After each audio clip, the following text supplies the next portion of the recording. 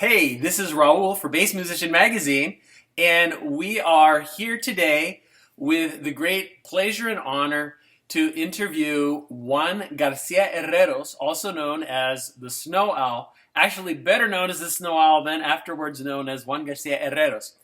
This is coming directly from Vienna, Austria, and of course, Bass Musician Magazine, we are in Vancouver, Washington, so it's great for us to be able to chat like we're in the same room and share our thoughts and our opinions.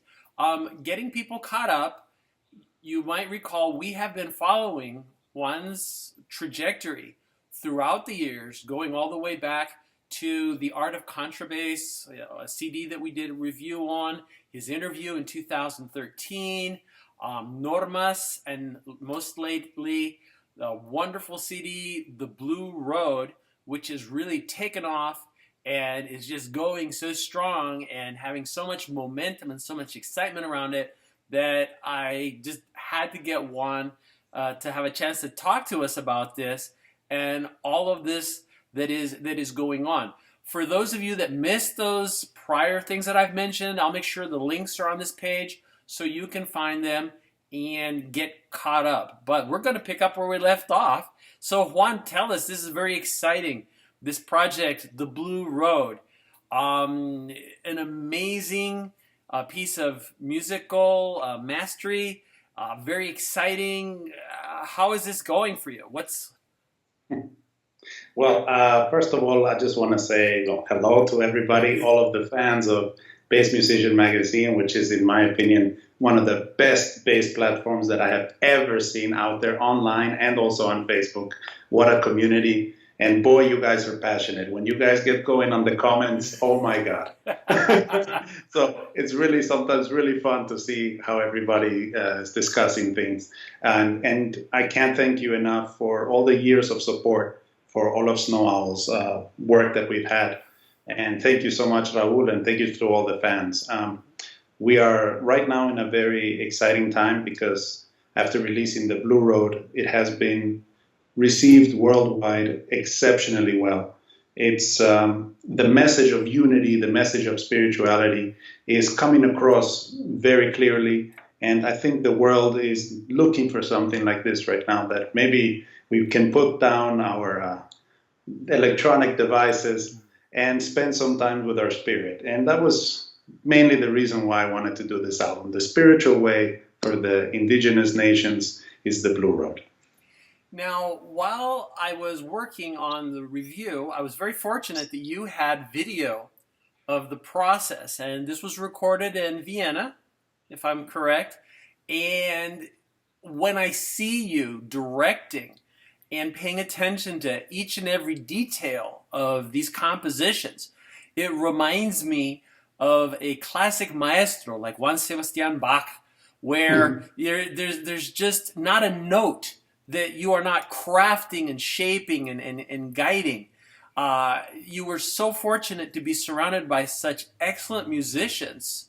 Tell us about that experience with all of these people coming together for this. When every album that I compose, I have very, very clearly in mind the capacities of every musician that I want to invite. And this helps with the focus, and it also helps you to test the limits and the strengths of every musician. And every note matters. That's absolutely clear, and that comes through in the videos.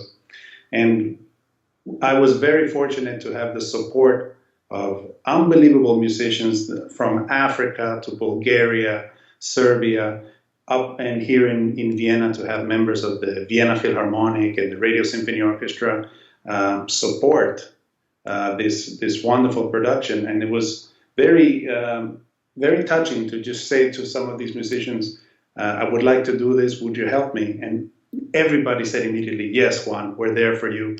And which is just absolutely touching. And the message that came across, which is many musicians that are abroad, a lot of us are like musical refugees. Mm-hmm. And what happens when you get all of these refugees together to work together? And this is the result. And that's what people are hearing now. I could only hope that the spirit of collaboration and peaceful working together can be an inspiration for the general public, that maybe they could discover what we musicians already know, that as we speak our universal language, we can get along quite well no matter what our background, no matter where we come from. Now, there are indigenous roots in your music, and especially with the Afro-Antillian things, I find that especially when I deal with musicians in my location, sometimes they find challenging catching the nuances with percussion and feels. How did that translate? How did that work with these people that are so distant from our Latin roots? We're very fortunate here in Europe that we're so close to Africa, and that the diversity of folkloric music is so broad here in every country. So they understand the importance of the nuances that you're speaking of. Mm-hmm. So when it was time to teach them or give them musical direction of how I would like to have the rhythm sound, they were very open to learn it. And the process took about 6 months with the drums, with the balafonists from Burkina Faso. Some things took some time and patience, but everybody was open-hearted about it. And this is why the result is what you hear. Another thing that I'd like to mention about this about collaboration and unity. If you remember in Normas, we had this sort of South American jungle sound. Mm-hmm. that we created, me and Roberto Quintero, this rainforest sound. And I was searching for the same sound here in Austria in another way, and we found it in a completely other fashion, which was there's a kindergarten of children, young Austrian children, and they're playing in the playground with children from Afghanistan, Syria, that are refugees, that have lost their countries, lost their home due to these terrible wars that are happening right now.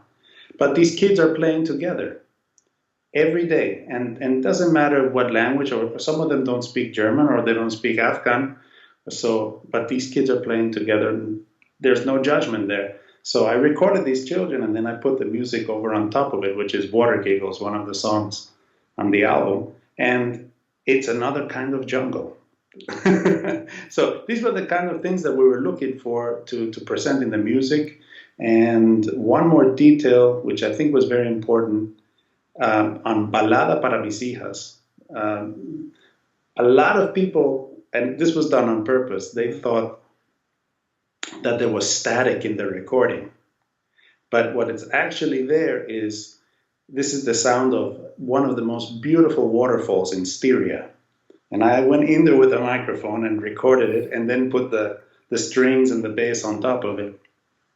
And people have even forgotten the sound of water, just the natural things, because we're so lost on these machines. We need to spend more time with our spirit on the day, not just with all these electronic devices. I agree entirely. It's so important. And when you mention devices, kind of the transition now with the new Pokemon Go, their whole claim to fame is that it makes people go out and walk.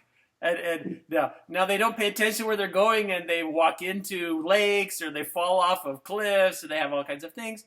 But the concept of getting out, being in nature, communing with it is very, very important. And I think it's something that if more people do, it's so great to hear these details that you're describing, because we capture things. I think many times, even at a subliminal level, because of the universal nature of the music, we'll know how it makes us feel.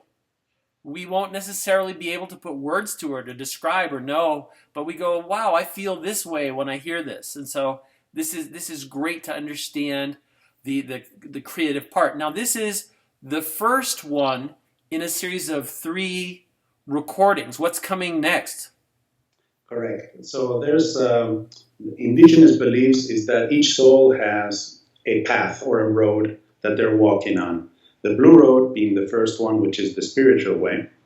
And the second CD, which will be coming, I think, within 2 years, will be the red road. And this is the way of the hunter. And the third CD, which probably, if all goes well, let's see if it's in 4 years or 6 years, trying to keep the schedule, is the yellow road. And the yellow road is the balance between the blue and the red, when you're completely balanced.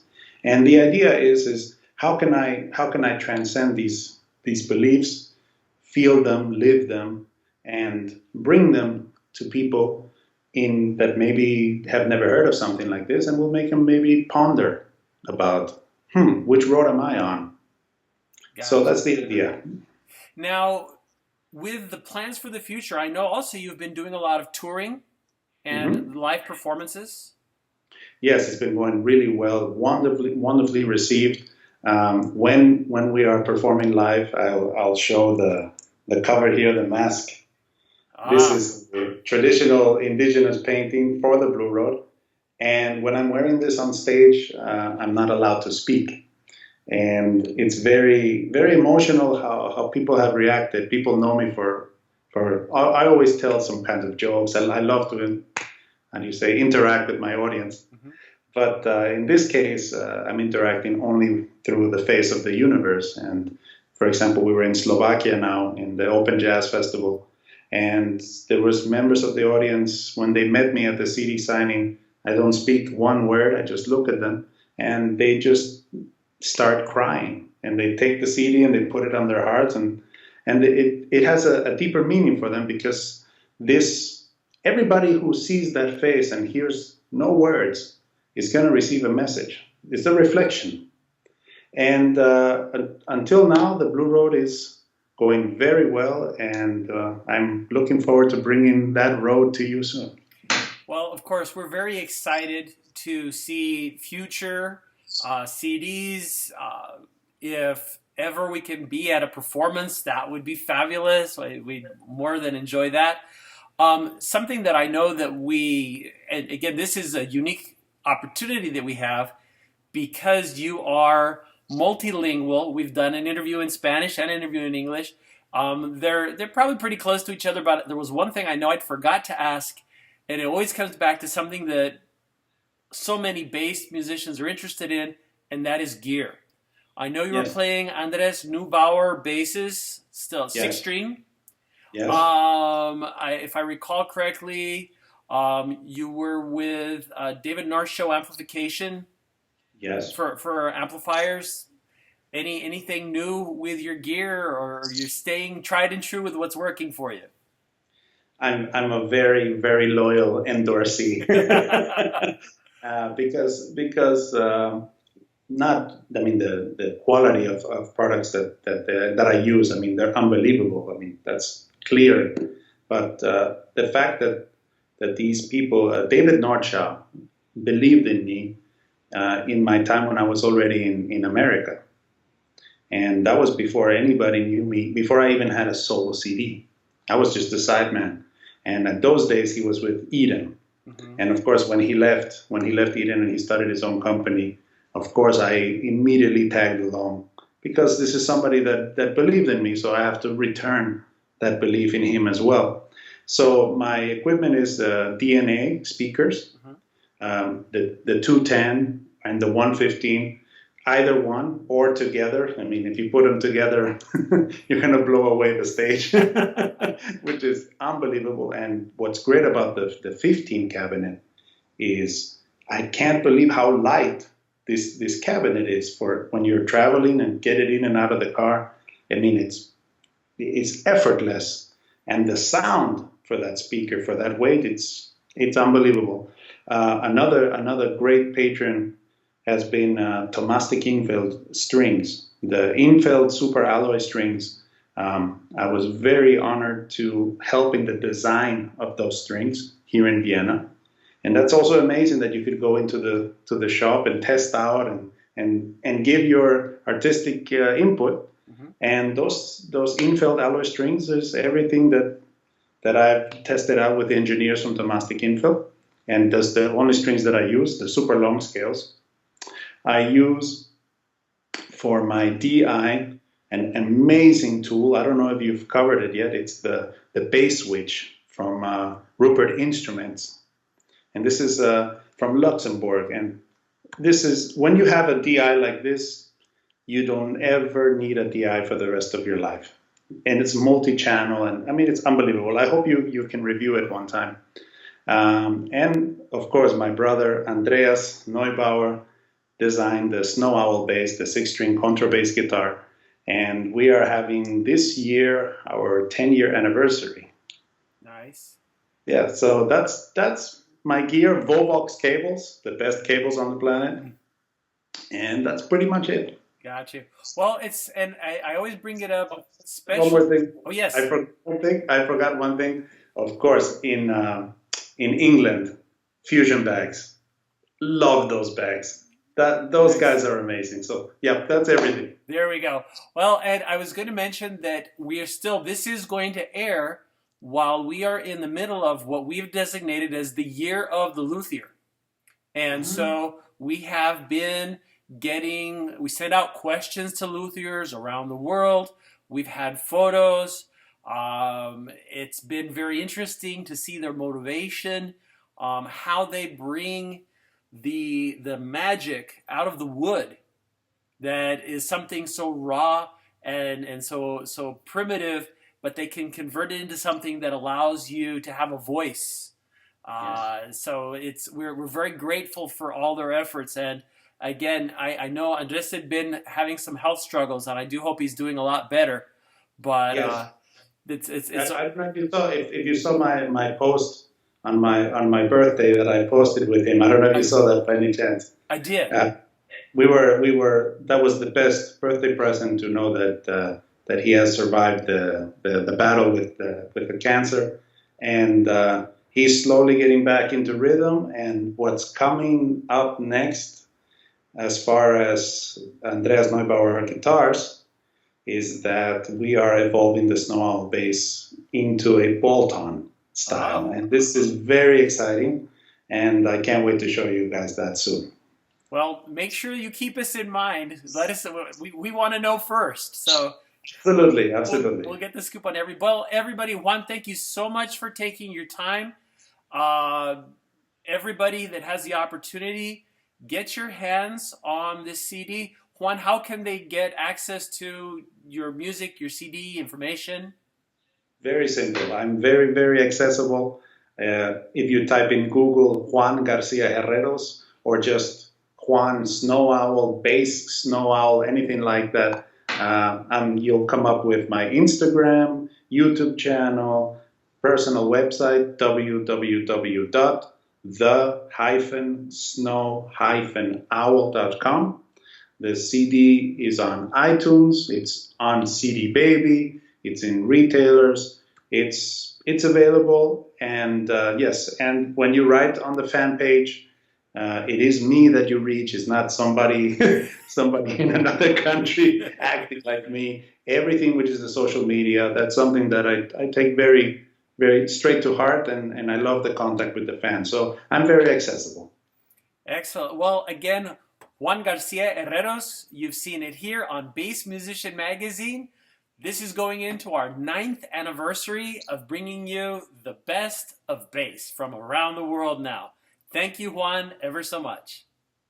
Thank you very much, Raul, and thank you, everybody in Bass Musician Magazine. Bass forever, bass rules, we know it. There we go.